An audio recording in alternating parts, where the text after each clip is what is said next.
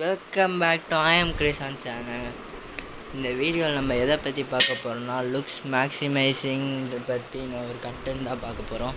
உங்கள் லுக்ஸை தரமாக வேறு மாதிரி மஜாவாக மாடிஃபை பண்ணுறதுக்கான ஒரு வீடியோ தான் இது.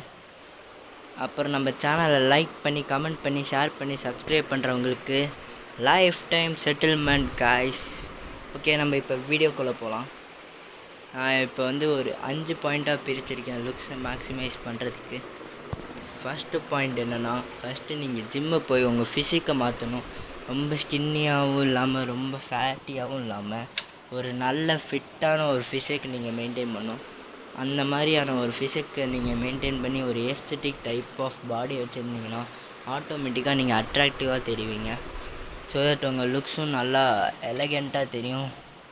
கிளாஸி ஷாஷியாக இருப்பீங்க, பார்க்கறதுக்கு எல்லாம் க்யூட்டாக இருப்பீங்க. அதனால் ஜிம் போயிட்டு டயட் இருங்க. தயவு செஞ்சு ஜங்க் ஃபுட் எதுவும் எடுத்துக்காதீங்க. ஹெல்த்தி ஃபுட் சாப்பிட்டு ஹெல்த்தியாக வெயிட் கெயின் பண்ணி weight loss and weight gain எல்லாமே ஹெல்த்தியாக பண்ணி நல்ல ஒரு பாடி ஃபிசிக் வச்சுக்கோங்க. இப்போ செகண்ட் பாயிண்ட் என்னென்னா, நீங்கள் நல்ல பாடி ஃபிசிக் வச்சுருந்தாலும் உங்களுக்கு பிம்பிள்ஸ் அந்த மாதிரி எதாவது ஃபேஸில் பிம்பிள்ஸு, டேக்மெண்ட்ஸு, ஆக்னிஸ் அந்த மாதிரி நிறையா வரும்.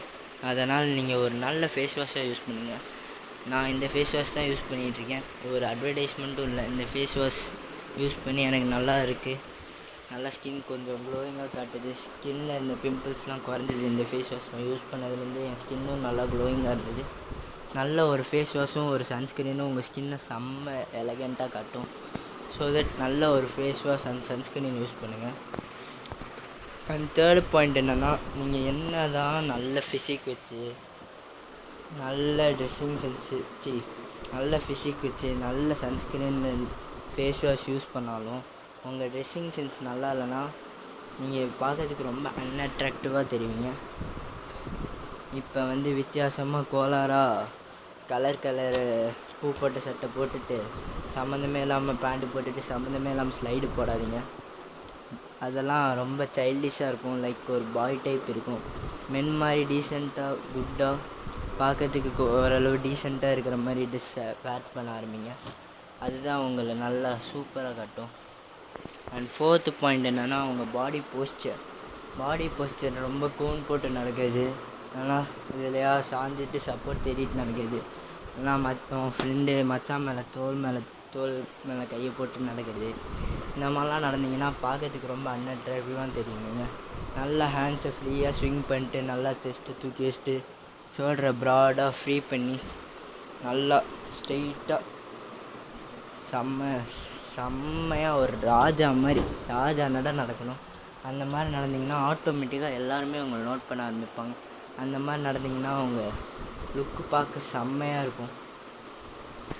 And last but not least, உங்களோட ஹேர் ஸ்டைல் இருக்குல்ல, ஹேரை ஸ்டைலாக மஜாவாக உங்கள் ஹேர் ஷேப்புக்கு ஏற்ற மாதிரி ஹேர் ஸ்டைல் வைங்க. ரவுண்ட் ஷேப்னால் அதுக்கேற்ற மாதிரி ஹேர் ஸ்டைல் வைங்க. ஓவல் ஷேப்னால் ஓவல் ஷேப்புக்கு ஏற்ற மாதிரி ஹேர் ஸ்டைல் வைங்க. அந்த மாதிரி ஒவ்வொரு ஃபேஷியல் டைப்ஸ்க்கு ஏற்ற மாதிரி ஒவ்வொரு ஹேர் ஸ்டைல் வைங்க. அதுதான் ஃப்ரெண்ட்ஸ். நம்ம சேனலுக்கு சப்ஸ்கிரைப் பண்ணிடுங்க. ஓகே காய்ஸ், பாய். இன்னொரு ஆசமான வீடியோவிலிருந்து உங்களிடம் சந்திக்கும் வரை bye from IIM Krishan channel.